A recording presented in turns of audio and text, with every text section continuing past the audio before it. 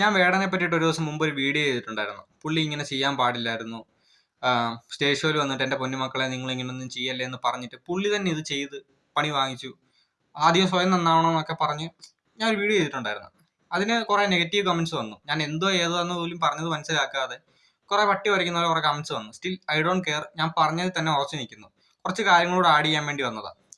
ഈ കാര്യം കഴിഞ്ഞപ്പോൾ തൊട്ട്, അതായത് പുള്ളിയുടെ അറസ്റ്റ് കഴിഞ്ഞപ്പോൾ തൊട്ട് കുറെ സ്റ്റാറ്റസുകളും വീഡിയോസുകളും പോസ്റ്റുകളും എല്ലാം ഞാൻ കാണുന്നുണ്ട്. കുറെ എന്ന് വെച്ച് കഴിഞ്ഞാൽ പുള്ളി അങ്ങ് ഭയങ്കര വൈറ്റ് വാഷ് അടിക്കുക. യൂട്യൂബേഴ്സും അത് തന്നെ. കുറെ യൂട്യൂബേഴ്സ് പുള്ളി ചെയ്തതിൽ ഒരു തെറ്റും ഇല്ല എന്നുള്ള രീതിയിലാണ് വൈറ്റ് വാഷ് അടിച്ച് വെളുപ്പിക്കുന്നത് പുള്ളിയെ.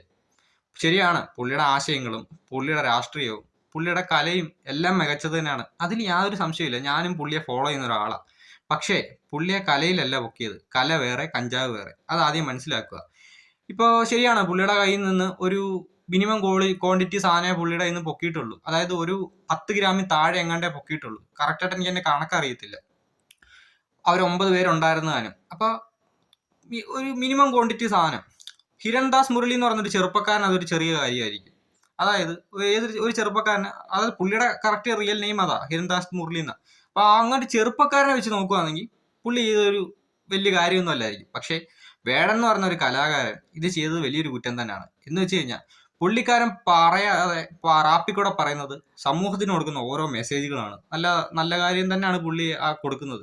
അങ്ങനെ മെസ്സേജ് കൊടുക്കുന്ന ഒരാള് ഇങ്ങനൊരു കാര്യം ചെയ്യുമ്പോഴത്തേക്കും നാളെ പുള്ളിയുടെ ഭാഷയിൽ തന്നെ പറയാനാണെങ്കിൽ 10 നാളെ ചോദിക്കും, വേടൻ ഇത് ചെയ്യാമെങ്കിൽ എനിക്ക് എന്തുകൊണ്ട് ചെയ്തുകൂടാ. അവിടാണ് എൻ്റെ കാര്യം. എപ്പോഴും പറയുക, കല വേറെ, കഞ്ചാവ് വേറെ. അതാദ്യം മനസ്സിലാക്കുക. പുള്ളി അത് അക്സെപ്റ്റ് ചെയ്ത കാര്യമാണ്. കാരണം പുള്ളി അത് അടിക്കുന്നുണ്ടെന്ന് അക്സെപ്റ്റ് ചെയ്ത കാര്യമാണ്. ഇനിയും കൂടുതൽ എനിക്കൊന്നും പറയാനില്ല. Okay, bye. വെളുപ്പിക്കുന്നവർ സ്റ്റിൽ വെളുപ്പിച്ചുകൊണ്ടേ ഇരിക്കുക.